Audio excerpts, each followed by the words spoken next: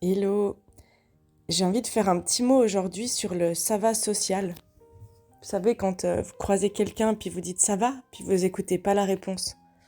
En fait, récemment, ça m'est arrivé avec une personne que j'apprécie. Et comme lui, il peut pas aller dans la vulnérabilité, et qu'il a peur que l'émotion de l'autre lui saute dessus, il dit ça va, mais il écoute pas la réponse et il part sur autre chose. Et en fait, on se sent pas vraiment en connexion et on se sent pas vraiment considéré. Et surtout, moi, j'ai senti que on me faisait pas confiance dans le fait que j'allais pas envahir, que je voyais l'autre. Puis du coup, c'est des vieux schémas tout ça.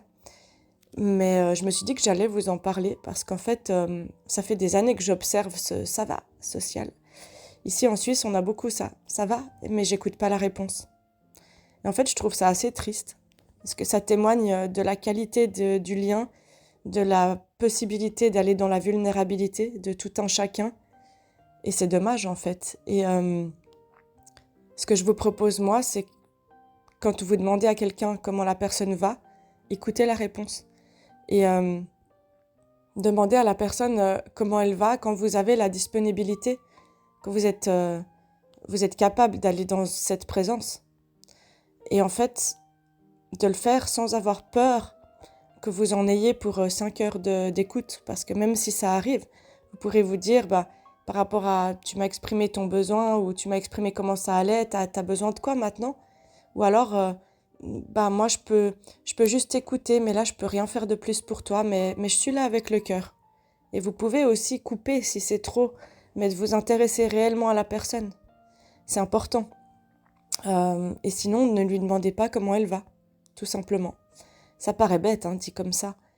Mais c'est comme dans les messages ou dans les paroles, quand on dit j'espère que tu vas bien. En fait, ça c'est un vœu, c'est un souhait que je fais à l'autre, dans la formulation. Je te souhaite d'aller bien, mais je te demande pas comment tu vas.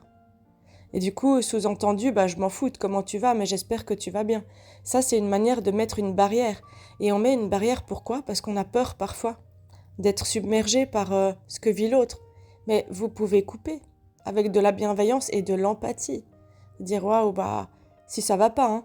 Parce que des fois ça va bien et ça pète la forme et tout le monde partage ça et on célèbre. On célèbre le bonheur les uns et les unes des autres.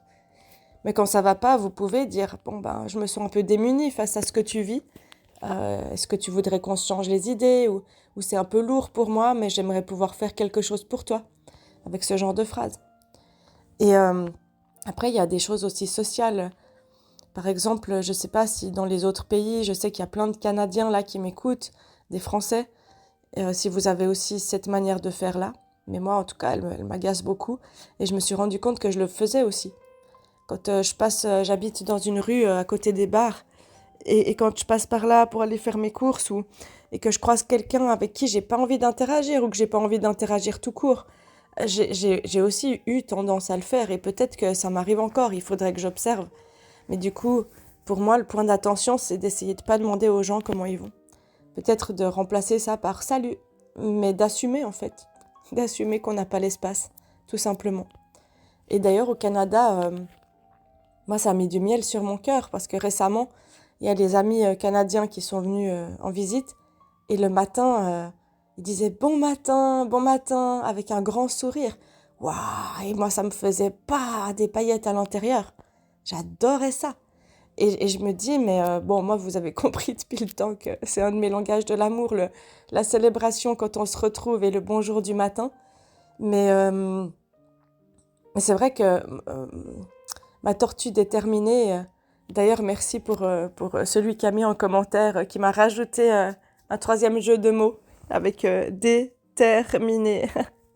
Nous, on parlait de l'éther miné. Enfin bref, moi j'aime bien aussi les tortues terminées, déterminées. À chaque fois que, même quand on s'engueulait, même quand il y avait de l'eau dans le gaz, même quand on s'était pas vu depuis longtemps parce qu'on s'était chamaillé, en fait, à chaque fois qu'on se retrouvait, même fâché, quand j'arrivais, il avait un grand sourire où il me disait coucou et il se levait, même avec un geste avec les bras et je me sentais tellement accueillie, mais tellement accueillie. Et en fait, je redescendais 10 étages, même quand j'étais fâchée, même parce que ça visait juste, parce que je sentais que c'était un bonjour sincère.